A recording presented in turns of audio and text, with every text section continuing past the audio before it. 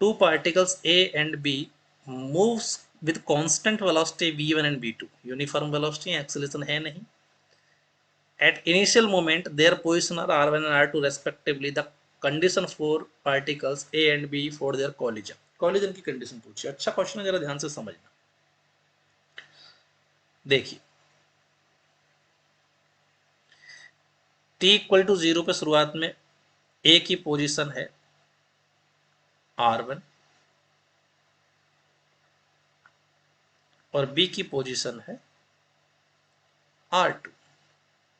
मैं रिलेटिव से क्वेश्चन को सॉल्व कर देता हूं. तो कोई एक ऑब्जर्वर फिक्स कर देते हैं, मान लो 1 ऑब्जर्वर फिक्स कर दिया, अपन 1 के साथ बैठ गए.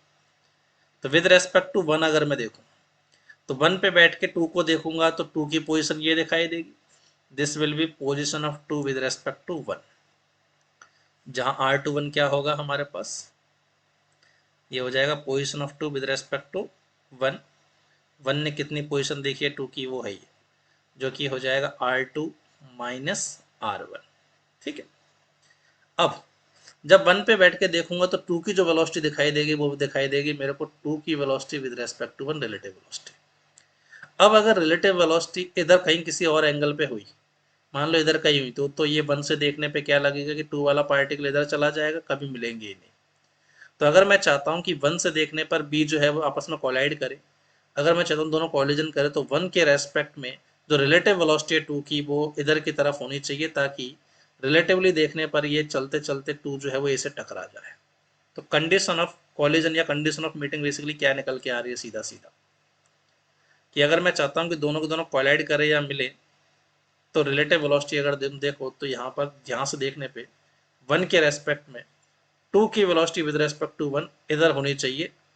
1 को ऐसा लगना चाहिए कि 2 जो है वो चलते चलते चलते चलते यहाँ पर 1 की तरफ आ रहा है, यहाँ टकरा जाएगा. तो यही हमारे पास कंडीशन ऑफ मीटिंग है. साफ साफ अगर देखो तो क्या पता लग रहा है कि जो 2 की 1 के रेस्पेक्ट में वेलोसिटी की डायरेक्शन है वो 2 की पोजीशन के रेस्पेक्ट 2 की 1 के रेस्पेक्ट में जो पोजीशन है उसके जस्ट अपोजिट में होनी चाहिए. रिलेटिव वेलोसिटी की डायरेक्शन रिलेटिव पोजीशन के जस्ट अपोजिट में होनी चाहिए, तो ये कोलाइड करेंगे, वरना नहीं करेंगे.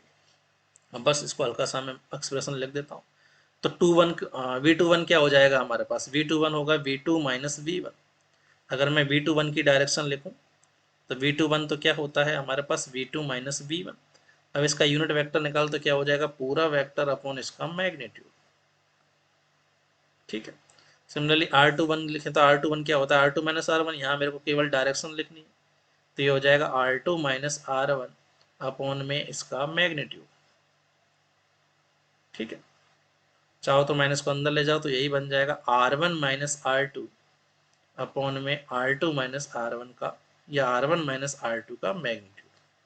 क्योंकि R2 माइनस R1 का मैग्नीट्यूड लिखूँ या R2 minus R1 minus R2 का सेम ही आएगा, मैग्नीट्यूड पूछा है तो. अब ऐसा कौन सा ऑप्शन दे रखा है, ये तो नहीं है. R1 माइनस R2 अपन R1 minus R2 B2 minus B1, बिल्कुल ये दे रखा है अपन को, ये भी नहीं है ये भी नहीं है. तो second option will be the condition of collision. उम्मीद है सबको समझ में आ गया होगा. नेक्स्ट